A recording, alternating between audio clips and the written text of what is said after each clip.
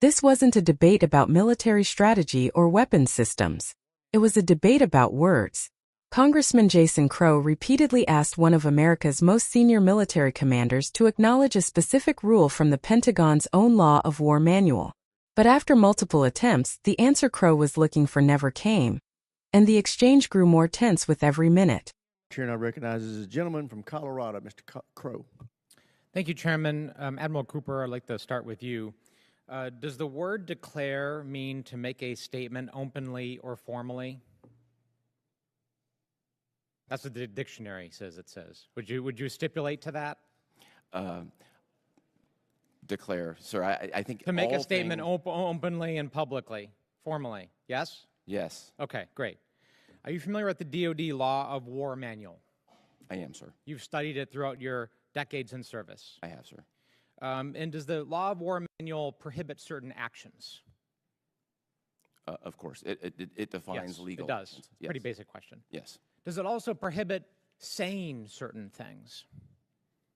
I'd have to dig into the details, but there are certain, I'm certain that it does, but okay. Again, I'd take that for the record. I will. Okay, so how about this? Section 5.4.7. Are you familiar with that section? Probably not off the top of your head. Not off the top of my head. I'll read it for you. Sure. It says, the title of it is this: Prohibition against declaring that no quarter be given. So it says you can't say something, right? Yes? That's, I will go with this line. Pretty basic. Yes, sir. Okay. Let me read it. It is forbidden to declare that no quarter will be given. This means that it is prohibited to order that legitimate offers of surrender will be refused or that detainees such as unprivileged belligerents will be summarily executed. Moreover, it is also prohibited to conduct hostilities on the basis that there shall be no survivors, or to threaten the adversary with the denial of quarter. This rule is based on both humanitarian and military considerations. This rule also applies during non-international armed conflict. Does that make sense to you? It's clear from a U.S. military perspective, we follow the law of armed conflict. That's right. And so you would follow this section too. The U.S. military follows the law. Correct. So you would never declare, state openly and publicly that no quarter being given, because our own Law of War manual prohibits it, does it not? I have never made a declaration. You haven't? Oh, no. Does the Law of War manual prohibit it? I'll take that for the record. But I just read it to you. I just read it to you. Yes, sir. You're a combatant commander. You're one of our most senior military officers with tens of thousands of service members under your command. Does the Law of War manual state that it is prohibited to declare that no quarter be given? It prohibits a large number of things. No, I've asked you. I will follow. I just read the provision to you. I just literally read the provision to you. Does it prohibit you or anyone else from declaring that no quarter be given? I just read it to you. We will follow everything that's in the law. Answer the question, Admiral Cooper. You have tens of thousands of service members under your command. And I literally just read a provision from the Law of War manual, our own manual. Will you not just say what I just read to you? I will say that we will follow the law of armed conflict to the T. This is just unbelievable to me. I find the same thing, sir. This is just unbelievable to me. We will follow the law of armed conflict very calmly. You have tens of thousands of service members under your command. I literally, verbatim, just read a provision from our own Law of War manual, and you will refuse to say what that provision says. Will you agree that it is prohibited under our own manual that you and all the people under your command are obligated to follow to declare that no quarter be given? I will agree, consistent with my constitutional responsibility, to follow the law of armed conflict to the T. And I expect everyone working for me to do that. This is not leadership. This is not leadership. To not be able to say something as basic. The people, the men and women who we represent, who are under your command, deserve leadership. Mr. Chairman, I object. This is a personal attack. This is unfair.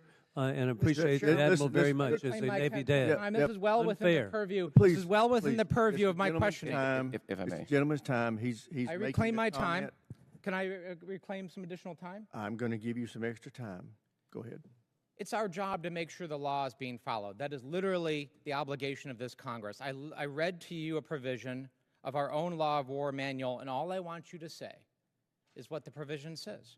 That it is prohibited, this is the title, this is what the title says, to declare that no quarter be given. I will follow the law to the T and expect everyone to do the same. This is extremely disappointing. Our service members deserve far better than this. I yield back. Gentleman yields back. I want to make it clear that when a member is recognized, it is the member's time. They can make a speech with their time if they want to. They can ask a question with their time if they want to. They can do a little of both. They can try to ask the witness leading questions. It does not mean the witness has to answer the way they want. The witness is in charge of their answers. The member may or may not like their answers, but you cannot compel the witness to give the answer you want them to give. But having said that, the member can try to ask leading questions if they want to, and it may be bothersome to other members the way they're doing it, but it's their time. What started as a seemingly straightforward question quickly became one of the most tense exchanges of the hearing. Congressman Jason Crow wasn't asking about troop movements, military strategy, or classified operations. Instead, he focused on a specific section of the Pentagon's own law of war manual dealing with the prohibition against declaring no quarter, a phrase historically associated with refusing surrender or allowing no survivors. Crow's argument was simple. If the military's own rules explicitly prohibit declaring that no quarter will be given, then senior military leaders should have no problem acknowledging that prohibition when asked directly. To make his point, he read the language from the manual word for word and repeatedly asked Admiral Cooper whether such declarations are prohibited.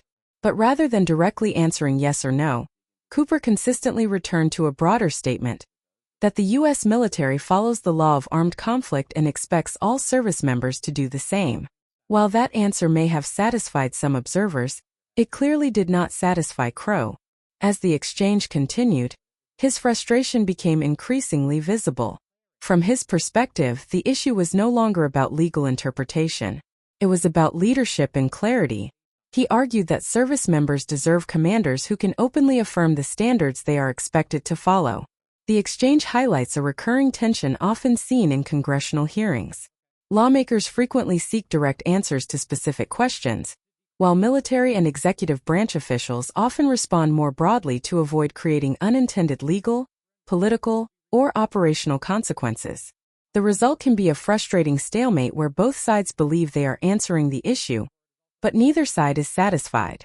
By the end of the hearing, the disagreement had become less about the specific provision itself and more about accountability.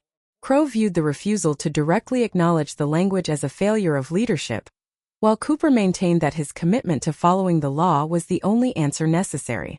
Whether viewers see this as a reasonable effort to avoid legal traps or an unwillingness to answer a straightforward question will likely depend on their own perspective.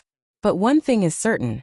What began as a technical discussion about military law evolved into one of the most memorable and contentious moments of the hearing. What do you think? Should Admiral Cooper have simply answered the question directly, or was his broader commitment to following the law sufficient? Let us know in the comments below.